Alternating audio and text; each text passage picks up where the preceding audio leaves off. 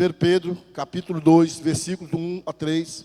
E a justificativa de eu pregar esse texto dessa manhã, que foi um texto que eu trabalhei há 2 semanas atrás na minha classe, porque hoje nós, no Brasil, comemoramos o Dia da Bíblia.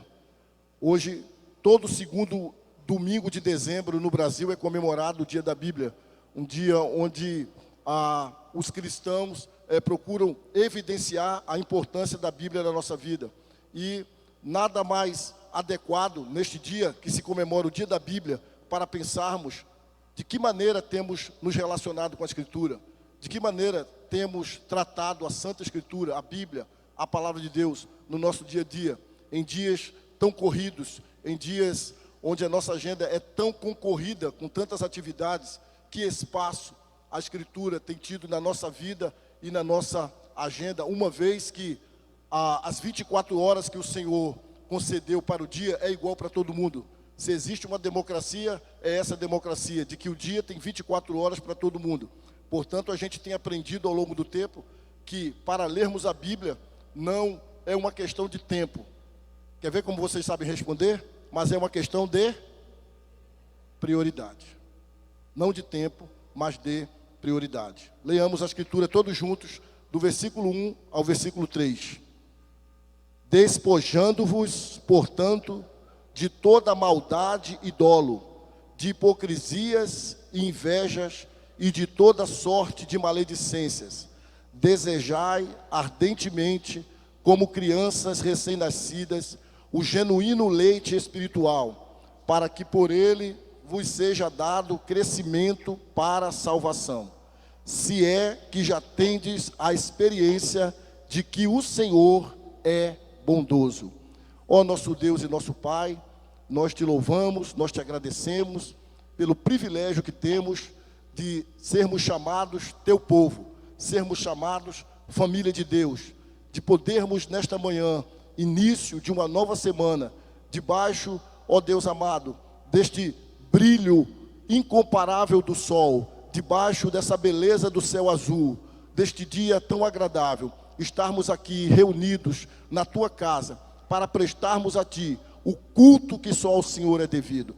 Já fomos por demais abençoados nessa manhã, com o que já ouvimos da tua palavra lida no Salmo 103, com os cânticos que foram elevados a ti, com as orações que já aconteceram aqui, já fomos muito abençoados. Mas queremos que o Senhor nos abençoe ainda mais agora, com a leitura e a pregação da tua palavra. Que o nosso coração seja, ó Deus amado, como uma terra fértil para receber esta semente. E que o Senhor mesmo possa repreender o inimigo, aquele que tenta arrebatar do nosso coração a semeadura da tua palavra. Que o Senhor o repreenda em nome de Jesus. Que o Senhor me revista com graça, com poder, para que eu fale em Cristo, sobre Cristo, da parte de Deus, em nome de Jesus e para a glória de Deus. Amém. Meus irmãos, este aqui é mais um capítulo onde o apóstolo Pedro está tratando da realidade dos salvos. Se notarmos no versículo 3, ele diz: se é que já tendes provado que o Senhor é bondoso. Se você já provou que Deus é bom e a salvação é uma dádiva da graça soberana de Deus, a vida espiritual crescente é uma dádiva da graça soberana de Deus, e ele está aqui dizendo: se é que já tendes a experiência de que o Senhor é bondoso. Então você tem que fazer algumas coisas, como uma pessoa que já experimentou a bondade de Deus no aspecto da salvação e no aspecto do crescimento da sua vida espiritual. O tempo todo, no capítulo 1, Pedro vem falando sobre a salvação. Do versículo 3 ao versículo 12, ele louva, ele agradece, ele bendiz a Deus por essa obra, por essa salvação, por esse maior de todos os milagres que uma pessoa pode receber, que é o milagre do novo nascimento, o nascer do alto, o nascer do Espírito, o nascer de Deus. E quando chega no versículo 13 até o versículo 25, ele dá características desses salvos. Se você foi salvo, se você é uma pessoa regenerada, nascida de novo, inexoravelmente, inevitavelmente, essas características precisam estar na sua vida. Primeiro, a santidade, que Pedro fala de 13 a 16. Portanto, não é compatível um regenerado, um nascido de novo, uma nova criatura, não viver vida de santidade. É óbvio que viver uma vida de santidade não significa impecabilidade. Não significa que aqui e acolá você vai tropeçar,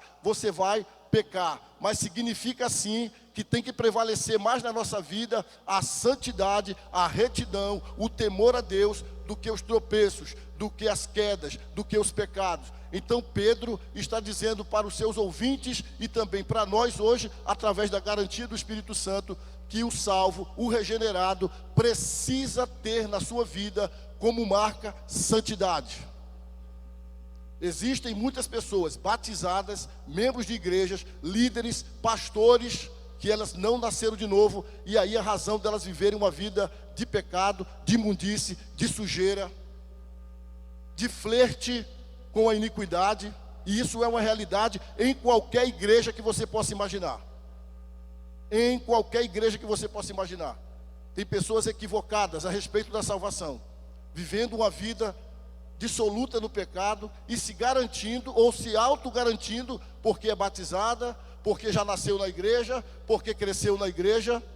Mas a Bíblia nos chama muitas vezes para fazer esse autoexame, conforme Coríntios 13, 6, 5 e 6. Examine-se para ver se você está na fé. Examine-se para ver se você está na fé. No texto clássico da Santa Ceia, de 11 Coríntios 23 a 28, ele diz: examine-se cada um a si mesmo, toma do cálice e coma do pão. Então a Bíblia sempre está nos chamando para um autoexame, de analisar e pensar assim: eu de fato, de verdade, fui nascido do alto, eu de fato, de verdade, sou uma nova criatura, eu de fato, de verdade, nasci de novo. Porque a Bíblia nos chama a revelar frutos de arrependimento. Então Pedro vem falando dessa salvação, e ele não abre mão de que se uma pessoa é salva, ela precisa ser caracterizada pela santidade. Sem santidade não há salvação, irmãos. Sem santidade eu não posso ter no meu coração a paz de que eu sou salvo e de que se eu fechar os olhos aqui, eu vou abrir nos céus. Então não adianta a gente querer se auto-enganar. Então, se existe alguém que nos conhece muito bem, muito bem, muito bem, é Deus. Mas se existe alguém também que nos conhece muito bem e muito bem, é o diabo. A Bíblia diz que ele anda ao nosso derredor. Então onde você vai, ele está de olho em você. Ele conhece seus passos, ele conhece suas atitudes, ele conhece suas fraquezas. Talvez você nem você mesmo conhece as suas fraquezas, o que é um perigo para a sua vida. Porque cada um de nós precisamos conhecer as nossas respectivas fraquezas para sermos ainda mais vigilantes em cima das nossas fraquezas. Deus te conhece muito bem, Satanás te conhece muito bem, e você talvez conheça algo acerca da sua vida. Então você tem que olhar para a sua vida e olhar para a Escritura e ver assim: eu tenho andado de acordo com a Escritura, eu tenho desejado Deus, eu tenho andado de santidade. Quando eu peco, é um tropeço, ou eu vivo numa prática contumaz do pecado? Ainda no capítulo 1, depois do versículo 16, do 17 até o versículo 21, Pedro fala de outra característica do salvo. É uma pessoa que vive com reverência diante de Deus. É uma pessoa que ela valoriza o preço que foi pago por ela. Você vê isso no capítulo 1 de Pedro, do 17 ao 21, onde ele diz: você não foi comprado com ouro, você não foi comprado com prata, você foi comprado com o precioso sangue do Senhor Jesus. Então você anda com reverência. Então você reconhece que Deus é aquele Deus que julga cada um segundo as suas obras. Você sabe que Deus não é aquele que tem filhos prediletos. Deus tem filhos e não prediletos. Deus tem filhos e Ele julga todos segundo a sua obra. E aí Pedro está dizendo: olha, você não foi comprado por prata ou ouro, você foi comprado pelo precioso sangue do Senhor Jesus. E você tem andado de maneira que a sua postura reconhece isso, valoriza isso. E por último, uma marca do cristão salvo: o amor. Do 22 ao 25, ele diz que nós temos que amar. E esse amor não pode ser fingido, esse amor não pode ser hipócrita, esse amor tem que ser verdadeiro. Então aí, 3 aspectos que você pode olhar e dizer: eu sou um crente que ama, Eu sou um crente que anda em reverência diante de Deus. Eu reconheço o sangue de Jesus derramado na cruz. E eu sou um crente que vive em santidade. Se você encontra essas marcas na sua vida, você pode se considerar uma pessoa salva. Mas se você não encontra as 3 marcas na sua vida, você precisa se preocupar e dizer: Senhor, não me deixe ficar enganado. Eu quero ter paz no meu coração acerca da minha eternidade. E isso não é uma coisa muito incomum, irmãos. Há casos de pastores que se convertem no seminário, há casos de pastores que se convertem depois de ser pastor, há casos de pessoas crentes que estão na igreja liderando, cantando, pregando, trabalhando, e depois de 40 anos ela se descobre que ela ainda não era crente. E eu e você sabemos, no dia a dia que nós lidamos com pessoas, ao ouvi-la, a ver algumas expressões que elas colocam, alguns hábitos que elas falam, de uma naturalidade, a gente olha assim e fica ouvindo e dizendo: oxe, isso aí não condiz com crente não. E aquela pessoa se acha crente. Então nós precisamos estar fazendo sempre esse autoexame, para saber de fato, de verdade, se nós somos salvos. Então, depois de elencar essas características que precisam ser encontradas na vida do crente, e nós não estamos aqui para enganar você, nós não estamos aqui para passar a mão na sua cabeça. Eu não tenho nenhum compromisso de ser simpático a você, para fazer você ouvir o que você quer ouvir. Eu não tenho esse compromisso. O meu compromisso é de ser biblicamente fiel. O dia que for para mim ser politicamente correto, que Deus me arranque desse púlpito ou de qualquer outro púlpito, porque eu não me sinto chamado de Deus para pregar coisas que as pessoas querem ouvir. Mas eu peço que Deus me dê muita força e coragem para pregar aquilo que eu entendo dele, que as pessoas precisam ouvir. E se isso de certa forma incomoda, se isso de certa forma desagrada, o meu compromisso não é de agradar as pessoas. O meu compromisso é de, com muito temor, buscar agradar a Deus. E mesmo quando parece que nós estamos falando com dureza, mas é em amor. Porque é melhor você ouvir alguma coisa que talvez machuque e fira e que te leve a refletir, do que você ficar para sempre passando a mão na sua cabeça, e no final de tudo você se perder, e nós, pastores, sermos responsabilizados porque não dissemos a verdade para você. Então você precisa sim ouvir a palavra, ouvir a verdade, acompanhar. Por isso a gente pede a você: mantenha a Bíblia aberta, para você ver se o pastor está falando de si mesmo ou se ele está falando das Escrituras. Porque nós não estamos aqui para iludir, nós estamos aqui para falar da parte de Deus, a verdade de Deus, para a glória de Deus e para o povo de Deus. Então a gente vive dias maus, a gente vive dias difíceis. Hoje é o dia da Bíblia. A gente vive num país onde você ligar a televisão em qualquer horário, tem gente pregando. Mas o mais difícil de você ver nessas pregações é a Bíblia, é a Escritura, é a palavra pura, é a palavra saudável. E quantos membros da nossa igreja têm se colocado diante de tantos pregadores do YouTube, de tantos pregadores da televisão, e se envenenando, porque acham, porque é uma pregação, porque é a Bíblia, ficam ali se envenenando, ouvindo pregações heréticas, farisaicas, desassociadas do que o texto realmente diz. Então nós, como pastores, temos preocupação de que aqueles que Deus nos colocou para pastorear, para tomar conta desse rebanho, nós temos a responsabilidade de que vocês ouçam sim a pregação, mas de uma forma saudável. Não é proibido você ouvir pregação no YouTube, claro que não. Não é proibido você ouvir pessoas pregando na internet, mas busque se certificar se esses pregadores estão pregando de fato e de verdade a Escritura saudável. Porque o que tem de pregadores, de palestrantes, de pessoas aí ouvindo falsas pregações, e eu sei que aqui na igreja tem vários, uns porque são incautos, são distraídos, não conseguem fazer essa diferença, e outros eu não consigo entender. Uma vez o Augusto Nicodemos disse assim: eu recebi um e-mail, o Augusto Nicodemos, e o rapaz dizia: os 2 pregadores que eu mais gosto, pastor Augusto, os 2 pregadores que eu mais gosto, pastor Augusto, é o senhor e o bispo Macedo. Aí Augusto Nicodemos ficou dizendo assim: não entendi nada. Você está entendendo? Não há compatibilidade entre o que Augusto Nicodemos prega e o que o bispo Macedo prega. Nós temos tido o privilégio de termos um pastor zeloso pelo púlpito, um pastor responsável pelo púlpito, um pastor que se afadiga. O pastor fez o mestrado agora, mas ele nunca descuidou da igreja. No meio da fadiga da igreja, no meio dos problemas da igreja, no meio do pastoreio da igreja, ele não se descuidou do cuidado da igreja. E Deus deu graça a ele, para mesmo no meio de tanto trabalho e da preocupação primeira dele, que é a igreja, concluir o seu mestrado. E a gente tem tido o privilégio de ter um pastor zeloso pela palavra, zeloso pelo ensino, zeloso pela doutrina. E aí eu não sei como alguns membros conseguem sair daqui, depois de tudo que o pastor prega, e vai para casa, e ouve Tiago Brunet. Pronto, eu vou me responsabilizar, quem está falando sou eu, depois me procura. E ouve Tiago Brunet, e ouve David Leonardo, e outros similares, Eu não sei como a pessoa consegue compatibilizar a pregação que ela ouve aqui com tais que eu não vou chamar nem de pregadores, vou chamar de palestrantes ou de coach, como eles se denominam, ou de coach. A gente tem que prestar atenção, irmãos, se o texto é pregado, se o texto é explicado e se o texto é aplicado. Pregação é isso, é ler o texto, explicar o texto e aplicar o texto.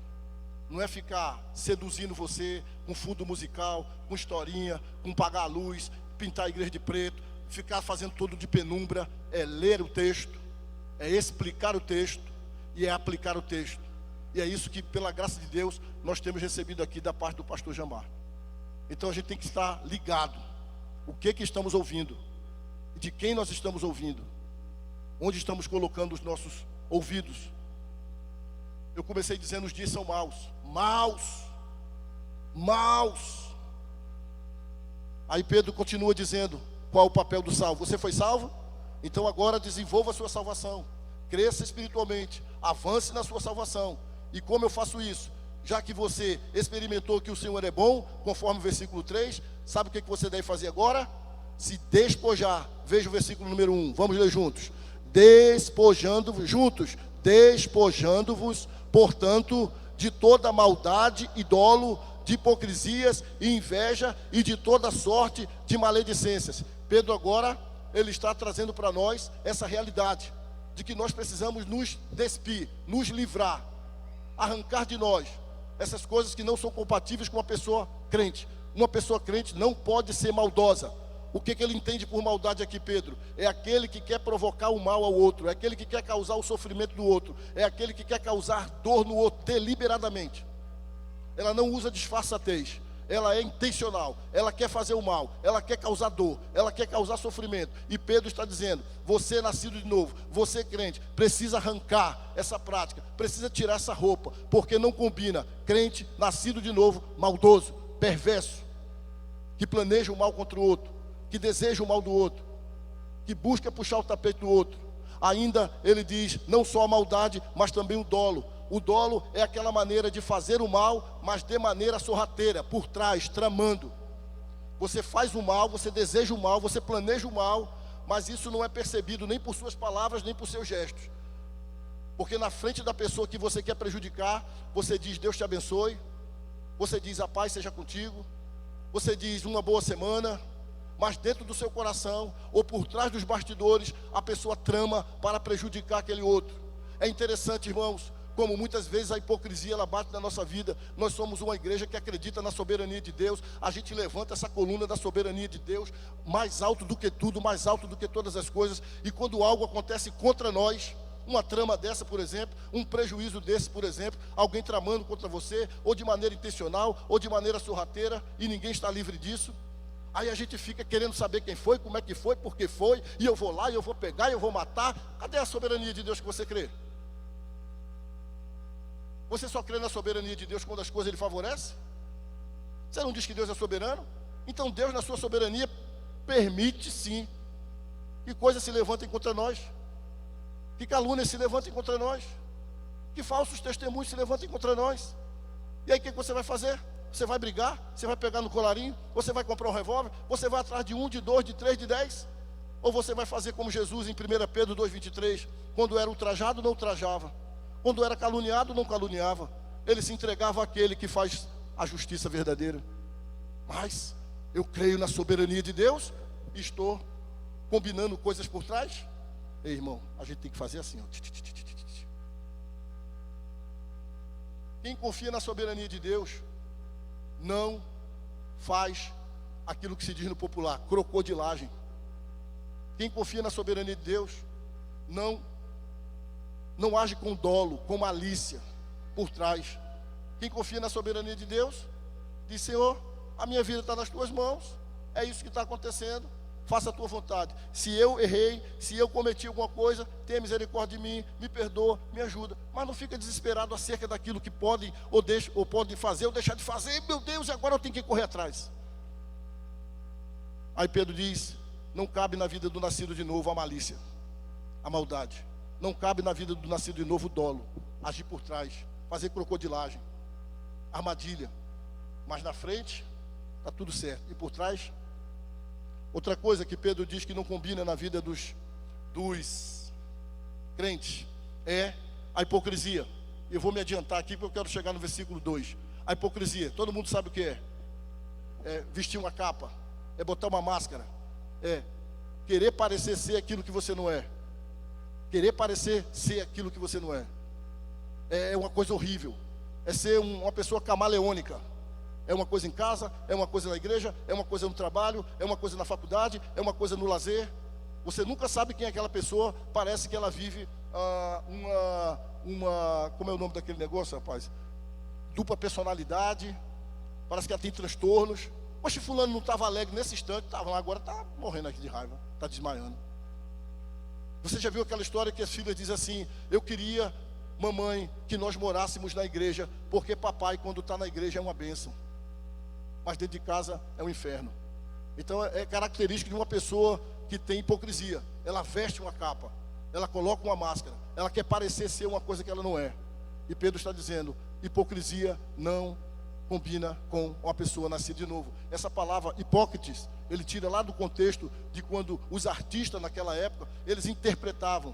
Eles viviam contando anedotas, então eles interpretavam um personagem. Então está dizendo assim que o hipócrita, ele interpreta um personagem. Ele não é aquela pessoa, mas ele faz parecer ser.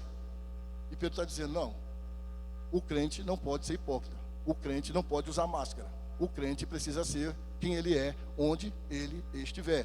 E depois ele segue dizendo, além da hipocrisia, inveja, que é o desejo de querer ser quem o outro é, o desejo de querer ter o que o outro é.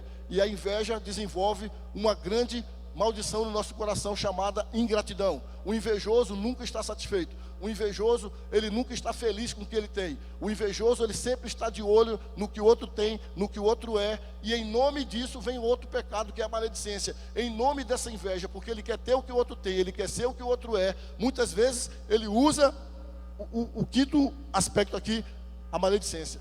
Ele fala mal, ele fofoca, ele cria factoides para que aquela pessoa saia daquela posição, ou saia daquele lugar, ou deixe de ter aquilo que tem, e ele então possa ter aquilo, ainda que seja através da fofoca, ainda que seja através da maledicência. E geralmente o maledicente, geralmente o fofoqueiro, ele faz fofoca e ele maldiz quando a vítima não está presente, nem pode se defender. A vítima está longe, então ele diz: você não sabe de fulano, pô, fulano é assim, é assim, é assim, é assim, é assim. Fulano é assim, assim, assim, assim, assim, assim. A vítima não está presente, a vítima não pode se defender.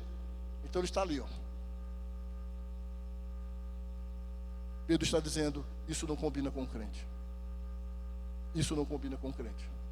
No lugar dessas coisas, tira isso, tira essa roupa da maldade, da hipocrisia, da inveja, do dolo, da maledicência, tira isso. Versículo 2. Vamos ler juntos? Desejai ardentemente, como crianças recém-nascidas, o genuíno leite espiritual, para que por ele vos seja dado crescimento para salvação. Agora, Pedro, ele sai dessa metáfora de tirar roupa e entra numa outra metáfora. A metáfora do leite, a metáfora da criança. Ele usa aqui essa palavra, desejai o leite espiritual, que é um termo grego, galas, logos, galai, que é o leite. Logos é a palavra, galatai é um adjetivo que vem desse substantivo logos, e logos é a palavra. E Pedro está dizendo lá em 1 Pedro, do 1, 23 ao 25, que nós fomos nascidos dessa semente, dessa palavra, que vive eternamente, que é viva. E ele está dizendo o quê? deseje ardentemente esta palavra, como uma criança, um recém-nascido, que suga o peito da sua mãe, que suga o peito da sua mãe, para mamar, para se alimentar, e quando ele está ali sugando aquele peito, quando ele fica saciado, então ele descansa, e aí ele não mama mais, ele passa a semana sem mamar, sim ou não? Sim ou não?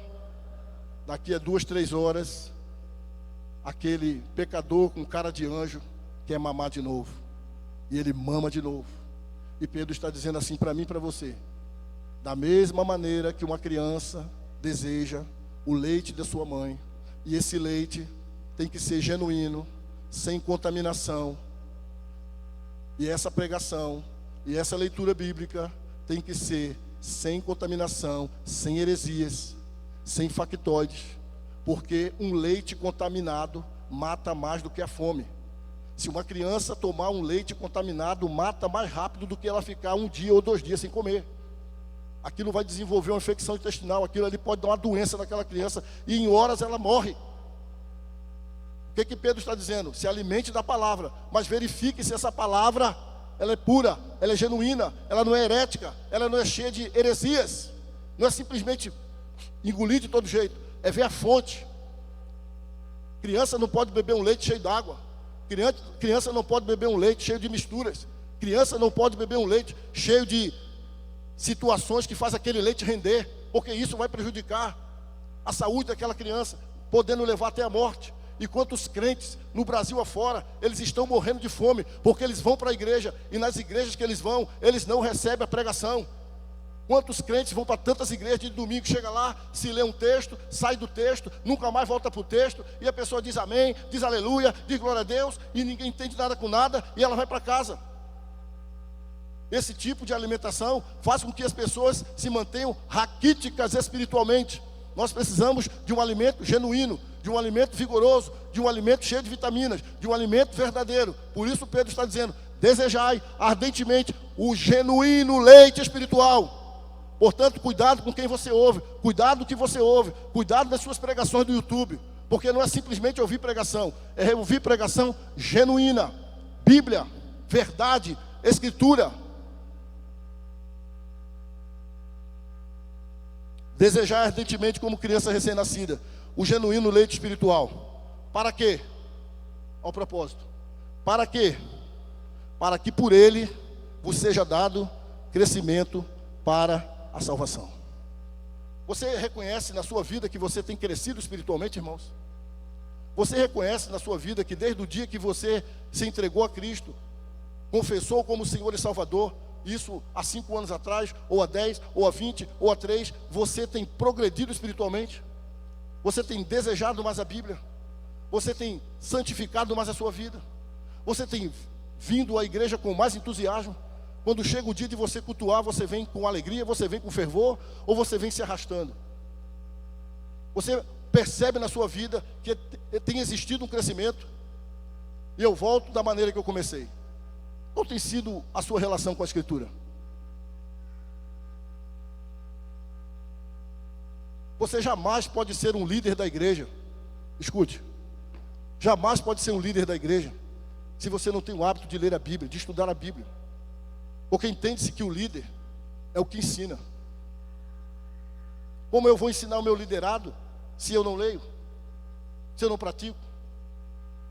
Então, a Bíblia precisa ser lida por cada um de nós e muito mais por nós líderes. Muito mais por nós líderes. A questão é o que nós estamos priorizando, a quem nós estamos priorizando. A gente não pode ser um líder sem vida de oração. A gente não pode ser um líder sem vida de santidade. A gente não pode ser um líder, irmãos, a toque de caixa. Não tem ninguém para liderar tal presidência ou tal vice-presidente. Vai tu, vai tu, vai tu. Não é assim que faz a obra de Deus, irmãos. Se não tem ninguém, fica sem ninguém. Mas não se bota pessoas a toque de caixa. A gente precisa levar esse negócio chamado Evangelho a sério. Ou a gente leva a sério, ou o mundo não vai nos respeitar.